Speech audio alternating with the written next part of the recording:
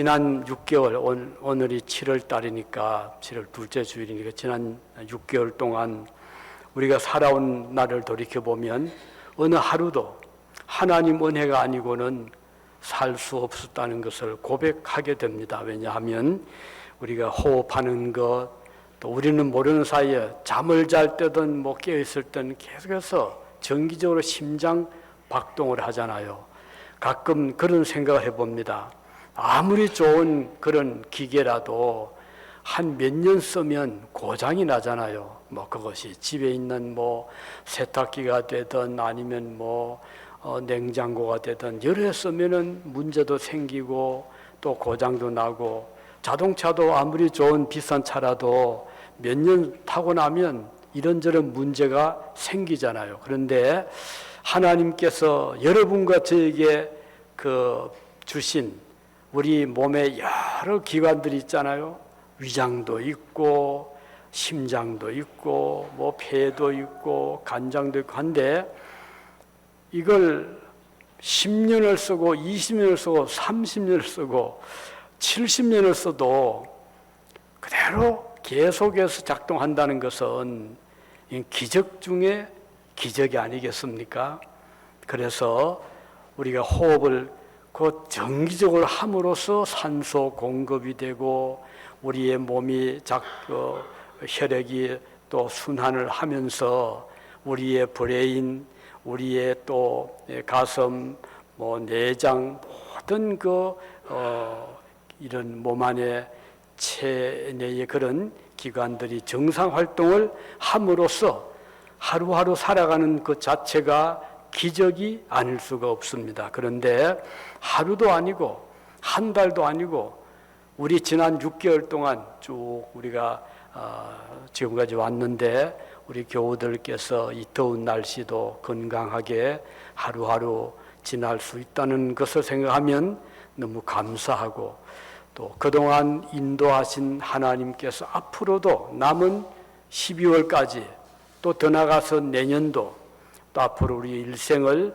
하나님 은혜 가운데 살아갈 수 있다는 것을 우리가 생각만 해도 얼마나 감격스럽고 감사가 넘치고, 우리 주님의 보호하심, 인도하심, 사랑하심을 우리는 전율을 느끼게 되는 것입니다. 자, 그래서 하나님은 이스라엘 백성들에게 몇 가지 중요한 절기를 지정하시고 그 절기를 지키라고 하셨거든요. 왜 그랬을까요? 우리가 살다 보면, 바쁘다 보면 하나님 은혜를 잊어버릴 때가 많잖아요.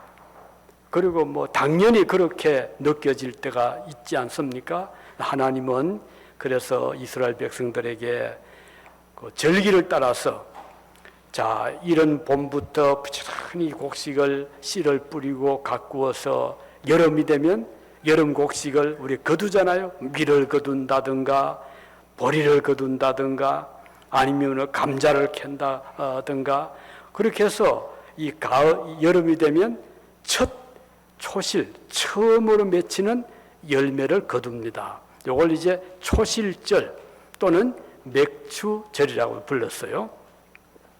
또 지금부터 또 이제 가을까지 또 여러 가지 또 거두는 열매들이 있잖아요. 뭐 과일 같으면 사과가 있을 테고 배도 있을 테고 또는 뭐 감도 있을 테고, 그리고 또 우리 한국에서는 주식이 이 쌀 보리잖아요. 그럼 여름에는 보리를 거두고 밀을 거두고 가을에는 또 쌀을 거두어서 겨울을 나게 하시는데, 그 가을에 거두는 그 절기에 맞추어서 수장절 또는 추수감사절을 또 절기를 지키게 했어요. 자, 그리고 또 한 가지 있습니다. 이거는 이제 그런 곡식과 상관이 없지만, 이스라엘 백성들이 애굽에서 400년 동안 종살이하고 살다가 하나님께서 이제 요셉을 보내가지고 그 백성을 건져내시게 되는데, 물론 모세가 이제 그 백성을 이끌어왔죠. 그런데 그 모세를 통해서 이스라엘 백성을 애굽에서 건져내실 때에 그때 바로는 못 간다, 모세는 우리는 가야 되겠다, 이 딱 대립이 됐는데 그 역할을, 그 중재를 누가 했습니까? 하나님이 하셨잖아요. 계속 안 된다고 버티고 있던 바로의 마음을 돌이키고 꺾게 하신 분은 우리 하나님이십니다. 그래서 이제 10가지 재앙이 내리게 되고, 마지막 재앙은 짐승들에게는 첫 새끼, 자녀들에게는 첫 아이를 하나님이 이제 거두어 가실 때 더 이상 버틸 수가 없었잖아요. 그래서 이스라엘 백성들 집에는 문지방에다가 양의 피를 뿌리게 해서, 그 양의 피를 본 죽음의 천사는 이스라엘 백성들의 집에는 들어가지 않고 이렇게 넘어갔죠. 패스오버 한 거예요. 넘어간 거예요. 우리말로 유월, 이래 넘어갔다 이 말이죠. 그래서 그것을 유월절, 패스오버라고 하죠. 그러니까 유월절을 지키라.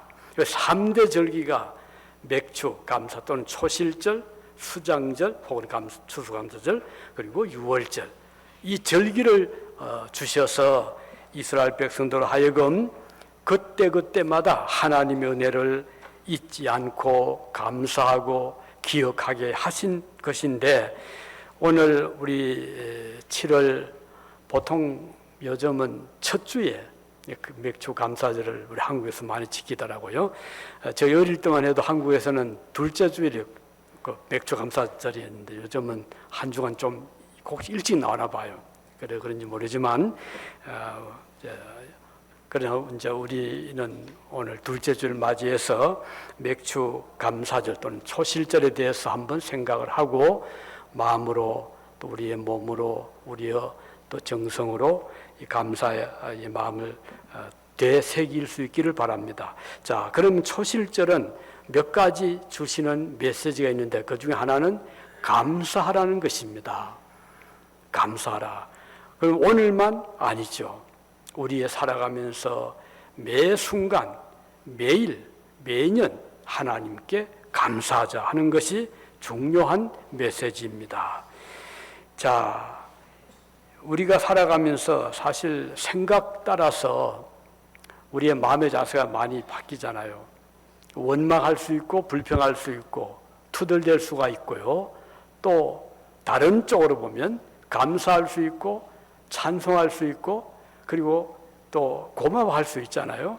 그래서 우리 그리스도인들은 어느 쪽을 선택해야 되겠습니까? 당연히 감사하고 고마워하고 만족하는, 아이고 만족할 게 없는데요, 그럴 때 있죠. 그렇지만 생각을 조금 바꾸면 그 생각에 따라서 우리의 삶의 자세가 바뀌어지고 우리의 마음이 어둡다가도 밝아지게 되고 쌓였던 스트레스가 풀어질 수 있거든요.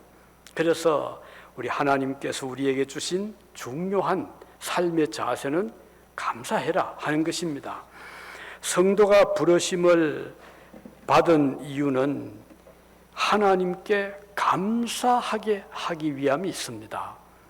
왜냐하면 우리가 알지 못하던, 우리가 생각지 못한 그런 일들을 하나님 우리의 마음속에 밝은 빛을 통해서 보게 하시고 깨닫게 하시고 또 알게 하시기 때문입니다. 감사의 대상은 우리가 물론 제일 높이 계신 하나님이시지만 그 앞서서 가까운 주변에서부터 감사의 대상을 찾을 수 있기를 바랍니다. 누굴까요? 가장 가까운 가족이 아니겠습니까? 아이들에게도 감사하고 부모님께 감사하고 형제들에게 감사하고 가까이 주변에 있는 우리 함께 생활하는 분들에 대해서 감사의 마음을 가지게 되면 그 끝도 없고 한도 없습니다. 또 이웃에 대한 것도 그렇잖아요. 감사의 마음을 가질 수 있다면 그것이 큰 기쁨이 되고 즐거움이 되고 살아가는 그 어떤 아름다운 맛을 느끼게 되잖아요. 어저께 그 텃밭에서 일을 하고 있는데 바로 그 펜스 맞은편에 있는 그 미국 그 이웃이죠. 저를 보고 오더니 반갑게 인사를 하고 요만한 그 호도를 깐 호도 한 봉지를 가지고 오면서 이거 우리 어머니가 이걸 따서 이렇게 깐 건데 너 이거 원하면 주겠다고 그 가져온 거예요. 얼마나 고맙습니까? 그래서 땡큐 인사를 했습니다. 그러면서 내가 좀 값을 지불해도 되겠냐 물었더니 아니라고 자, 그래서 저는 그 짧은 만남을 통해서도 참 이렇게 우리가 이웃 간에 또 우리 형제 간에 부모 자녀 간에 친구 간에 그런 거 서로 간에 어떤 감사의 마음을 주고받을 수 있다면 아무리 현실이 살아가기가 힘들고 즐거운 일이 없더라도 거기서 우리가 얻는 기쁨은 마치 금광맥에서 금을 캐는 것 같은 그런 기쁨을 얻을 수 있는 것입니다. 그래서 이 감사를 우리 어떤 분이 그렇게 세 가지로 분류를 했더라고요. 그걸 이제 그렇게 생각했겠죠. 1차원적인 감사, 2차원적인 감사, 3차원적인 감사. 한번 상상해 보세요. 1차원적인 감사는 뭘까? 그것은 내가 바라던 것이 이루어졌을 때, 또는 어떤 것이 이루어진다면, 다시 말해 좀 조건적인 컨디셔널한 그런 어떤 내 소원이 이루어졌을 때 감사하는 이것을 이분은 1차원적인 감사로 분류했더라고요. 이것도 귀한 거죠. 아이가 장난감을 가지고 싶어 하는데 부모님이 사주었어요. 그건 당연히 기뻐하겠죠. 1차원적인 감사. 그러면 그리스도인들은 여기에 머물러서는 좀 부족한 것이죠. 2차원적인 감사는 뭘까? 2차원적인 감사는 우리에게 어떤 하나하나 성취가 되어 갈 때, 우리의 뜻대로 되어 갈 때 가지는 마음의 감사. 여러 가지 우리 살아가는데 갈래길이 있잖아요. 이런 길도 있고 저런 길도 있고, 우리 학생 같다면은 이런 학교에 갔으면 좋겠다, 이런 학과를 들어갔으면 좋겠다. 다 각자의 꿈이 있잖아요. 그 꿈이 이루어질 때 그때 기뻐하고 감사하는 거. 그러니까 꿈이 성취될 때 그때 가질 수 있는 감사. 이걸 2차원적인 감사로 분류했고, 3차원적인 감사는 조금 더 차원이 다릅니다. 이게 뭔가니? 이것은 우리 뜻대로 안 되고 소원대로 안 되고 오히려 더 어려운 일들이 우리 앞에 계속 다가오는 그런 경우에도 감사를 드릴 수 있다면 이거 사실 쉽지 않죠. 오히려 그때는 불평이 나게 되고 불만이 나게 되고 당연하죠. 하지만은 그리스도인들은 3차원의 감사까지 드릴 수 있을 때 우리 하나님 앞에 칭찬을 받게 된다. 그 좋은 예가 누굴까요? 욥이 아니겠습니까? 욥은 잘 나가다가 물론 감사 많이 했겠죠. 갑자기 모든 것이 막 쓰러지는데 그것도 불행한 소식이 막 그냥 들어오는 거예요. 재산 양을 치던 목자들이 달려와서 주인님 큰일 났습니다. 우리 집에 있는 양 또 약대 다 빼앗겼습니다. 그리고 그 돌보던 종들도 죽었습니다. 얼마나 기가 막힌 그런 불행한 소식이었잖아요. 그런데 미처 끝나기도 전에 또 불행한 소식이 들려왔죠. 자녀들이 11명인데 모여서 생일 파티를 하는데 먹고 마시고 즐거워하고 노래 부르고 하는데 세상에 지붕이만 내려앉은 거예요. 집이 무너진 거예요. 그 무너져서 살 수도 있잖아요. 근데 몰살을 한 거예요. 기가 차는 일이잖아요. 여기에 그치지 않았죠. 그 몸에 또 병이 온 거예요.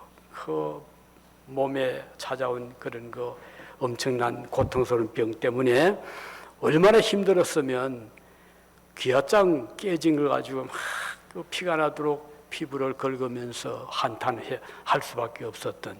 그러니까 계속해서 불행한 소식에 엎친 데 덮친 격으로 또 오고 또 왔어요.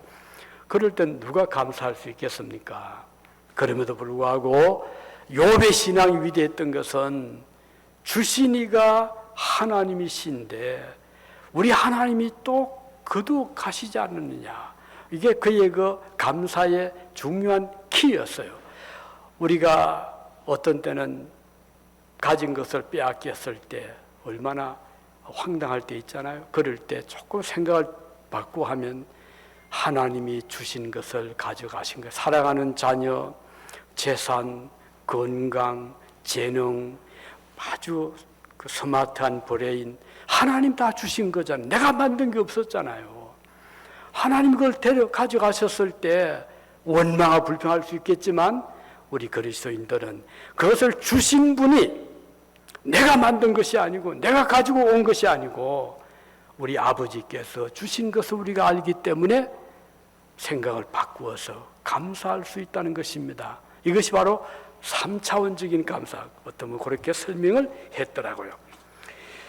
우리 그 외에도 성경에 보면 이런 비슷한 경우들이 있죠. 다니엘도 그랬고 이사야도 그랬고요. 이런 분들 삶을 보면 그들이 살아가면서 우여곡절이 많았어요. 그럼에도 불구하고 믿음을 지켜나갈 수 있었던 것은 그들의 마음속에 하나님의 은혜에 대한 감사가 있었기 때문입니다. 자, 두 번째 메시지는, 첫 번째 이렇게 감사하는 의미가 있다. 두 번째는 첫 열매를 하나님께 드리는 절기다. 첫 열매. 어떤 분은 그래요. 첫 열매가 제일 좋기 때문에 드린대. 물론 좋은 것도 있어요. 가령 무화 같은 거 보면 처음에 열린 게 굉장히 좋더라고요. 나중에 계속 열리지만 첫 것만 못할 때가 많아요. 그러나 어떤 경우는 그렇지 않은 경우 있어요. 처음에는 좀 시원찮아요. 그런데 나중에 더 좋은 것이 열리는 경우도 있거든요.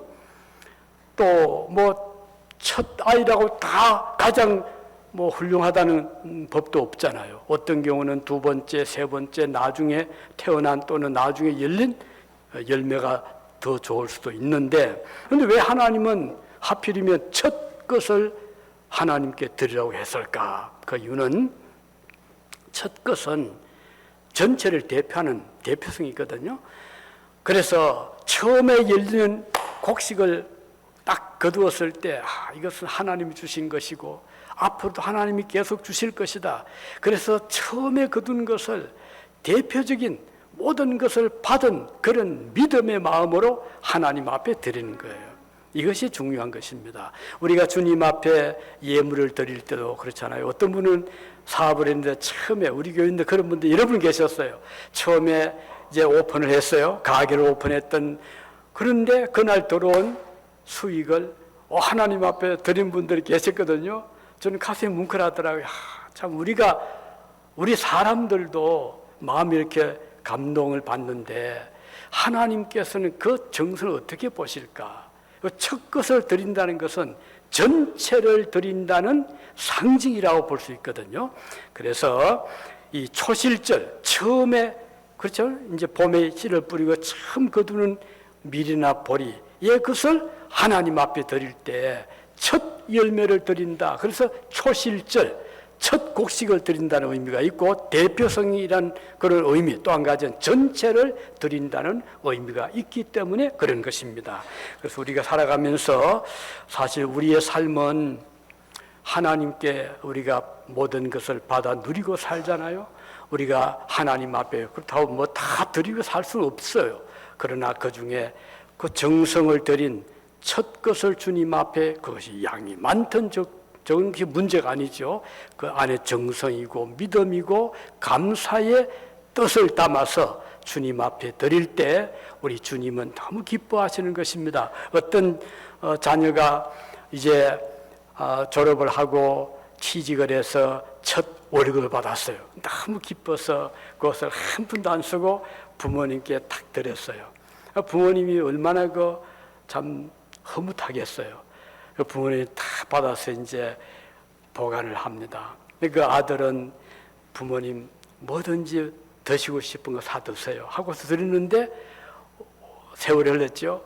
나중에 이제 결혼 때가 됐어요. 그 아버지가 아들이 주었던 그 첫 월급을 다시 주면서 내가 이것도 너에게 돌려준다. 그때 그 아들의 마음이 어떻겠습니까? 우리가 하나님 앞에 드릴 때 우리 하나님은 양을 보시는 것이 아니고 그 우리의 정성과 사랑과 믿음을 보시는 것입니다. 그래서 첫 것이란 것은 대표적인 의미가 있다 하는 것이 두 번째 뜻이고, 세 번째 메시지는 진정한 초실절의 의미는 우리의 구원의 첫 열매가 되신 예수 그리스도라는 것입니다.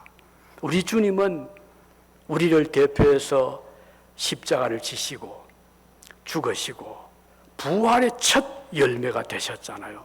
주님이 부활하셨다는 것은 주님만 부활하신 것이 아니고 그를 따르는, 그를 믿는 모든 그의 백성들도 주님처럼 부활에 참여하게 된다는 의미가 있는 것입니다. 왜냐하면 그리스도께서는 하나님께 드려진 첫 열매이시기 때문입니다. 우리 주님은 저와 여러분, 우리 모든 인류를 대표하여 죄의 짐을 지셨고 죽으셨고 부활의 첫 열매로 살아나신 분이십니다. 농부가 이제 곡식을 뿌린 다음에 열매를 처음으로 딱 거두면 그것은 앞으로 이런 곡식들을 다 거두겠구나, 그걸 알잖아요. 근데 그 곡식은 의미가 큰 것입니다.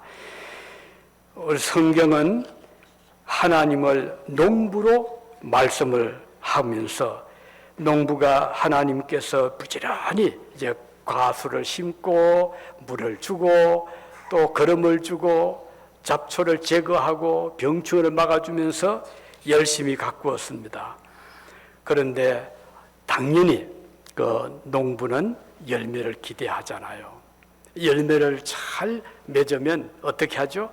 이제 더 잘 가꿉니다. 더 거름도 더 주고 사랑을 더 쏟게 되잖아요.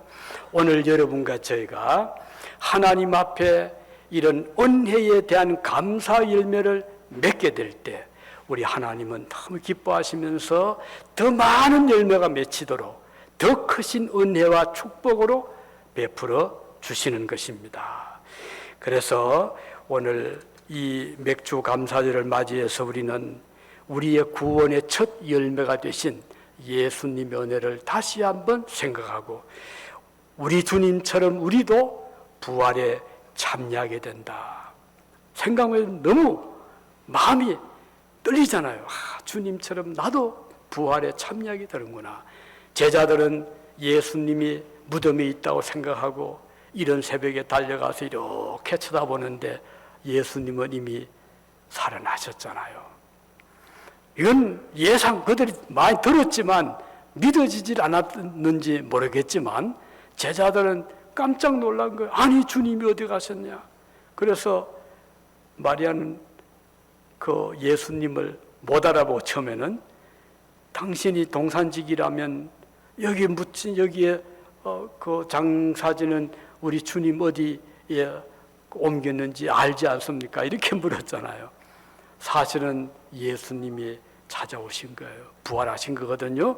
그래서 주님은 우리 부활의 첫 열매가 되신다. 우리도 예수님처럼 다시 부활하게 될 그날을 우리는 바라보게 되는 것입니다. 그래서 그리스도인들은 죽음을 두려워하지 않습니다. 그리고 반드시 부활할 것을 믿습니다. 그리고 사별을 염려하지 않아요. 왜냐하면 다시 만나잖아요. 저는 그동안 목회하면서 수많은 성도들이 곁을 떠난 것을 보았습니다. 한국에서 떠나고 유럽에서도 떠나고 여기 와서도 많은 분들이 떠났는데 저는 한 가지 희망이 있습니다. 그분들을 다시 만날 것이다. 어릴 때 곁을 떠났던 그 믿음 좋았던 권사님, 그분을 만날 것이다. 또 어느 교회 집사님, 장로님, 권사님 만날 날이 올 것이다. 우리 유진에 와서도 그동안 먼저 보낸 분들이 여러분들이 계시잖아요. 다시 만날 날을 저는 기대하고 있는 것입니다. 우리 가까이 있는 우리 이정욱 권사님도 그렇고요. 또 김성희 권사님도 그렇고 저는 그날을 기대하고 있습니다. 우리 모두가 다시 만남의 그 기쁨이 우리 앞에 있을 것입니다. 그러므로 이 맥주 감사절은 그냥 곡식 얼마 받은 것에 대한 감사 그 이상의 의미가 있다는 기억하시고 우리 삶을 일생을 우리가 살아가면서 날마다 감사하며 첫 열매를 맺어가는 우리 모두가 되시기를 바랍니다. 기도하시겠습니다.